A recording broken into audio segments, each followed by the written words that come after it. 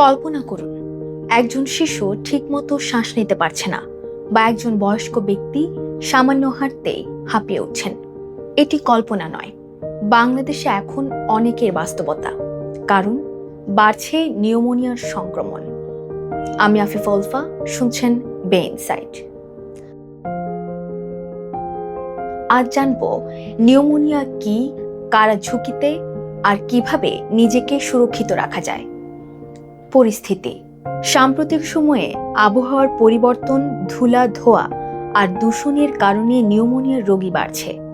হাসপাতালগুলোতে চাপ বাড়ছে প্রতিদিনে। গত কয়েকদিনে যেসব শিশু হামের উপসর্গ নিয়ে মৃত্যু হয়েছে, তাদের নিউমোনিয়া থাকার কথা বলেছেন চিকিৎসকরা। সবচেয়ে ঝুঁকিতে 5 বছরের কম বয়সী শিশু, বয়স্ক মানুষ এবং যাদের ডায়াবেটিস বা শ্বাসযন্ত্রের সমস্যা আছে। কি এই নিউমোনিয়া? নিউমোনিয়া হলো ফুসফুসের সংক্রমণ। এতে শ্বাস নেওয়ার বায়ুথলিতে তরল জমে যায়, ফলে শ্বাস নিতে কষ্ট হয়। এটি ছড়ায় কাশি, হাঁচির মাধ্যমে, সংস্পর্শে এবং দূষিত পরিবেশে বেশি সময় থাকলে। লক্ষণগুলো হলো জ্বর, কাশি, শ্বাসকষ্ট, বুক ব্যথা। কেন বাড়ছে? বিশেষজ্ঞরা বলছেন, আবহাওয়ার পরিবর্তন, বায়ু দূষণ এবং শ্বাসযন্ত্রের ভাইরাসের বিস্তার সংক্রমণ বাড়ার মূল কারণ। প্রতিরোধই সবচেয়ে কার্যকর উপায়। শিশুদের জন্য পিসিভি টিকা নিউমোনিয়ার ঝুঁকি অনেক কমায়।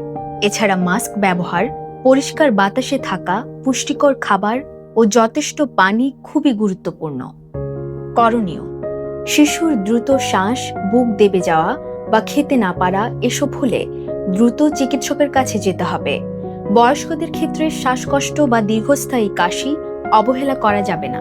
নিউমোনিয়া ঝুঁকিপূর্ণ, তবে প্রতিরোধযোগ্য।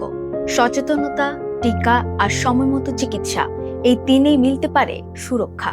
তাই সুস্থ, সচেতন ও ভালো থাকুন। বে ইনসাইটের সাথেই থাকুন, পড়ুন, দেখুন।